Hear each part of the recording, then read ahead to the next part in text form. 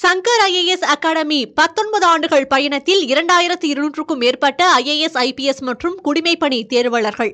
உங்கள் IAS IPS கனவை நிஜமாக்க உடனே 7677666266 என்ற எண்ணிற்கு கால் செய்யவும். பழைய ஓய்வூதிய திட்டம் காலி பணியிடங்களை நிரப்ப வேண்டும் என்பன உள்ளிட்ட கோரிக்கைகளை வலியுறுத்தி சென்னை DPI வளாகம் முன்பு மறியல் போராட்டத்தில் ஈடுபடும் ஜாக்டோ ஜியோ அமைப்பினர் கைது செய்யப்பட்டு வருகின்றனர். இது தொடர்பான கூடுதல் விவரங்களோடு இணைந்திருக்கிறார் நமது செய்தியாளர் ராஜ்குமார். அந்த அமைப்பை சேர்ந்த மொத்தம் எத்தனை பேர் அங்க போராடி வந்தாங்க? அவங்களோட கோரிக்கைகள் என்னென்னவா இருக்கு? இப்ப அவங்க எல்லாருமே கைது செய்யப்பட்டிருக்காங்களா? அங்க இருக்கக்கூடிய கள சூழல் என்னவா இருக்கு?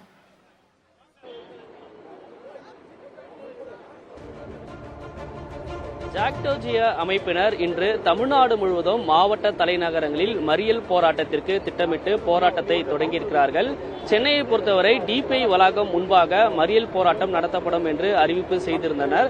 அதன் அடிப்படையில் இன்று காலை 10 மணியிலிருந்து ஜாக்டோ ஜியோ அமைப்பினர் DPI வளாகம் முன்பாக மறியல் போராட்டம் நடத்துவதற்காக கூடியிருந்தார்கள். ஆனால் காவல்துறையினர் அனுமதி மறுத்ததன் காரணமாக போராட்டத்திற்கு ஈடுபட வந்தவர்களை காவல்துறையினர் கைது செய்து வருகிறார்கள். அதனுடைய காட்சிகளை ஒளிப்பதிவாளர் முரளி காண்பித்துக் கொண்டிருக்கிறார்.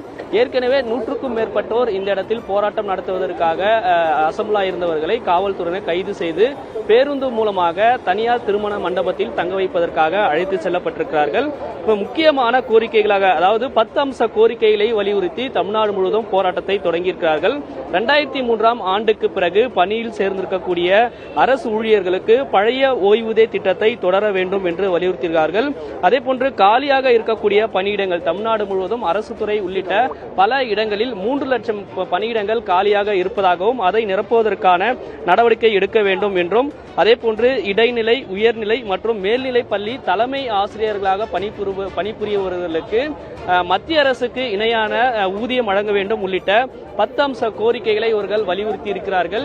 ஏற்கனவே தமிழக அரசினுடைய கவனத்திற்கு கொண்டு சென்றதாகவும் போராட்டம் நடத்தப்படும் என்று அரசினுடைய கவனத்திற்கு கொண்டு சென்று இருப்பதாகவும் தெரிவித்திருக்கிறார்கள். ஆனாலும் அரசு நடவடிக்கை எடுக்கவில்லை என்றுதான் மறியல் போராட்டத்தில் தற்பொழுது ஈடுபட்டு வருவதாகவும், இந்த இடத்தில் போராட்டம் நடத்துவதற்கு காவல்துறை அனுமதி மறுத்திருப்பது காரணத்தால் தற்போது காவல்துறையினரும் இங்கு குவிக்கப்பட்டிருக்கிறார்கள். போராட்டத்திற்கு வரக்கூடிய ஜாக்டோ ஜியோ அமைப்பை சேர்ந்த அனைவரையும் கைது செய்வதற்கான நடவடிக்கையும் காவல்துறையினர் தொடர்ச்சியாக எடுத்து வருகிறார்கள். இந்த இடத்தில் நிர்வாகிகள் மட்டும் இருக்காங்க. ஜாக்டோ ஜியோனுடைய முக்கிய நிர்வாகி அன்பரசன் நம்மளுக்கு அவர்கள் பேசும். சார் வணக்கம். இன்னைக்கு உங்களுக்கு இங்க போராட்டத்துக்கு அனுமதி கொடுத்தாங்களா? பேச்சுவார்த்தைக்கு எதுவும் அழைக்கிறதுக்கு அரசு தயாரா இருக்காங்களா? பேச்சுவார்த்தைக்கு அழைப்பதற்கான எந்த வாய்ப்பும் இல்லை, பேசுவதற்கு ஏதும் இல்லை என்ற அடிப்படையில் தான் மாண்புமிகு தமிழக முதல்வர் அவர்கள் இன்று வரை நாங்கள் ஒரு 6 முறைக்கு மேல பார்த்திருக்க மொழியா அவர் பேசல. தமிழ்நாடு மட்டுமல்ல, நாடு முழுவதும் பல மாநிலங்கள் தேர்தல் வாக்குறுதி, சமீபத்தில் கூட கர்நாடகா பழைய பென்ஷனை ஒரு 13,000 பேர் கொடுக்கிறேன். தமிழகத்தை பொறுத்தவரை பழைய பென்ஷனும் இல்ல, புதிய பென்ஷனும் இல்ல. நோ பென்ஷன் ஸ்கீம்ல கட்டண பணத்தை செட்டில் பண்ணக்கூடிய ஒரு திராவிட மாடல் அரசு சொல்லக்கூடியது இந்திய நாட்டில் வேற எங்கேயும் கிடையாது. அழைத்து பேசுவது மட்டும் இல்ல, எங்களுடைய பணம் பல ஆயிரம் கோடி ரூபாயை சேமிச்சு இன்சூரன்ஸ்ல வச்சிருக்காங்க. பழைய பென்ஷன் கொடுக்கட்டும் அல்லது புதிய பென்ஷன் ஏதாவது ஒண்ணு. குறைந்தபட்ச பென்ஷன் இல்லாத ஒரே நாடு தமிழ்நாடு. தேர்தல் வாக்குறுதியில நான் கழக அரசு ஆட்சிக்கு வந்தா பழைய பென்ஷன் சொன்னது யார்? நாங்களா? புதிய கோரிக்கை எதுவும் வைக்கல. மகளிர் உரிமை தொகை, பல்வேறு அம்சங்கள் 12,500 கோடி அல்லது 20,000 கோடி. இந்த பணம் எல்லாம் எங்கன்னா தமிழகத்தில் கூடிய அரசு ஊழியர் அரசினுடைய வயிற்றில் அடித்த தொகை. அது எங்களுக்கு தெரியாதா? முதலாளிகிட்ட அடித்து மக்களுக்கு செஞ்சு பார்த்திருக்கோம்.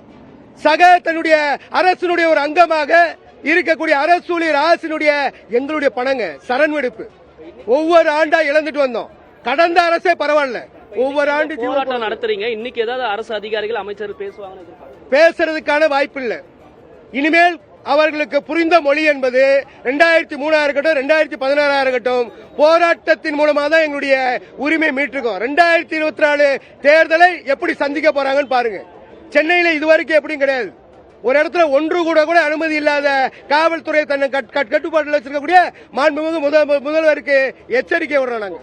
அதாவது கடந்த ஆட்சியில் இருக்கும்போதே இதே போன்ற கோரிக்கைகளை வலியுறுத்தி இருப்பதாகவும், தற்போது இந்த திமுக அரசு பொறுப்பேற்றதற்கு பிறகும் தொடர்ச்சியாக இந்த கோரிக்கைகளை வலியுறுத்தி வருவதாகவும், ஆனால் இன்னும் அரசு இதற்காக கவனம் செலுத்தவில்லை, அதற்கு காரணமாகவே போராட்டத்திற்கு தள்ளப்பட்டிருப்பதாகவும் ஜாக்டோ ஜியோ அமைப்பினர் தெரிவிக்கிறார்கள்.